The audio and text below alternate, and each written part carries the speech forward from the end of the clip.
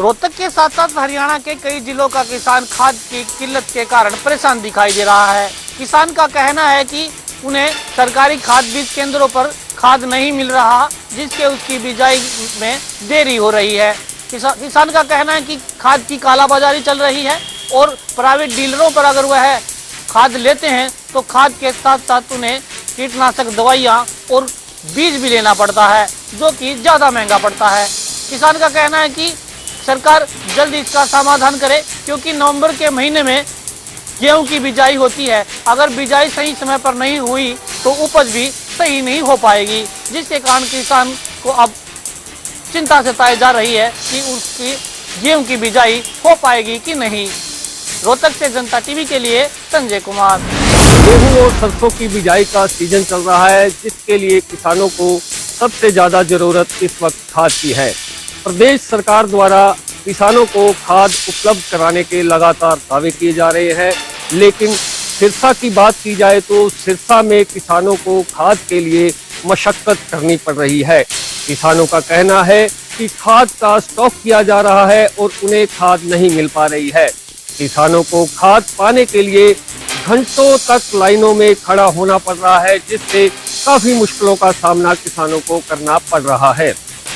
खाद की इस किल्लत के चलते किसानों ने 2 बार सिरसा में Dabwali road national highway number 9 को जाम भी किया।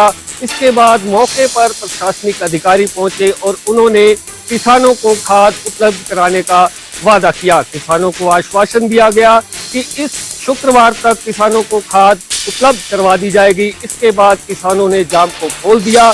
जब कृषि अधिकारी से इस बारे में बात की गई तो उन्होंने बताया कि सिरसा में 41,000 मीट्रिक टन खाद की आवश्यकता है, जबकि 32,000 टन खाद आ चुकी है। उन्होंने किसानों से अपील करते हुए कहा कि डीएपी के साथ साथ टीएसपी का भी उपयोग करें और उन्होंने दावा किया कि जल्द ही किसानों को खाद उपलब्ध करा दी जाएगी। जनता टीवी के लिए सिरसा से मुख्तार।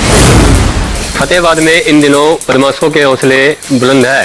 देर रात बदमाशों द्वारा सिरसा रोड स्थित एयरटेल एक्सचेंज में डकैती की वारदात को अंजाम दिया गया और करोड़ों रुपए के उपकरण लेकर फरार हो गए। इस संबंध में एक्सचेंज में काम कर रहे कर्मचारी संजीव कुमार से जब बात की गई तो उसका कहना था कि देर रात जो कर्मचारी यहां तैनात था उसे बदमाशों द्वारा बंधक बनाया गया और रिवाल्वर की नोक पर यहां लूट की वारदात को अंजाम दिया गया।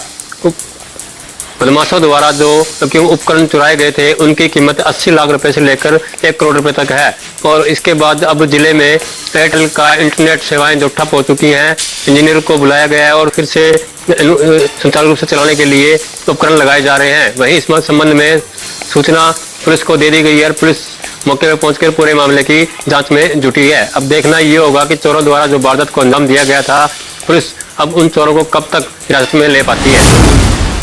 पीएनजी गैस लाइन आगजनी मामले में पुलिस ने जन स्वास्थ्य विभाग के एक्सियन व अडानी गैस के सुपरवाइजर व 2 टैक्सीमैन सहित 4 लोगों को गिरफ्तार करने में सफलता हासिल की है। जिला पुलिस कप्तान चंद्रमोहन का कहना है कि इस मामले में जो भी दोषी होंगे उनके खिलाफ सख्त कार्रवाई की जाए। वहीं मृतकों के परिजनों को भी प्रशासन ने पूर्ण सहायता उपलब्ध कराने का आश्वासन दिया है। पलवल से जनता टीवी के लिए Bhagat Singh.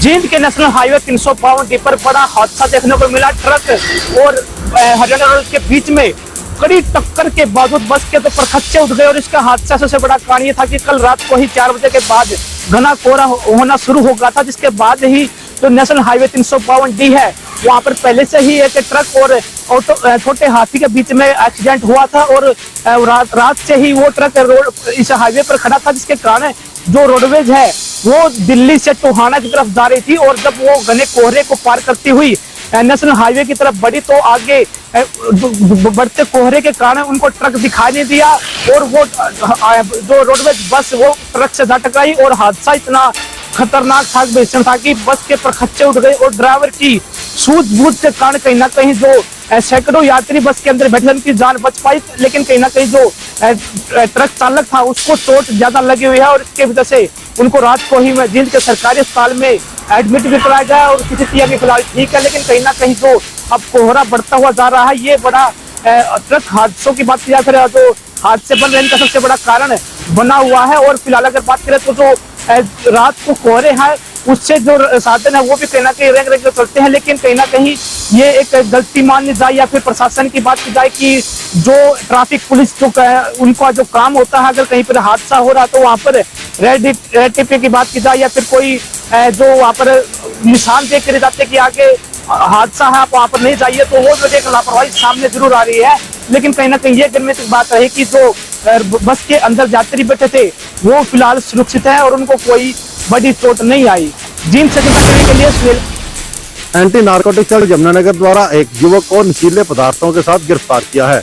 Anti narcotic cell के इंचार्ज जसविंदर सिंह ने जानकारी देते हुए बताया कि उन्हें गुप्त सूचना मिली कि यमुनानगर जिला के सढौरा बस स्टैंड के पास एक युवक नशीले पदार्थों की खेप लेकर आएगा और उसके पास एक गाड़ी भी होगी। सूत्रों द्वारा दी गई पहचान के अनुसार युवक वहां टैक्सी स्टैंड के पास पुलिस को दिखा, जिस पर पुलिस ने मौके पर ही युवक को दबोच लिया।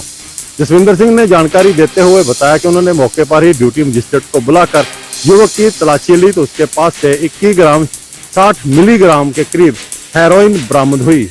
जसविंदर ने जानकारी देते हुए बताया कि युवक की पहचान सढौरा निवासी सुशील के रूप में हुई है। उन्होंने बताया कि एनडीपीएस एक्ट के तहत युवक के खिलाफ मुकदमा दर्ज करने के बाद उसे गिरफ्तार किया और अब उसको हिरासत में भेज दिया। बताया जाता है कि युवक उत्तर प्रदेश से नशीले पदार्थ लाकर यमुनानगर और सढौरा के विभिन्न इलाकों में सप्लाई किया करता था।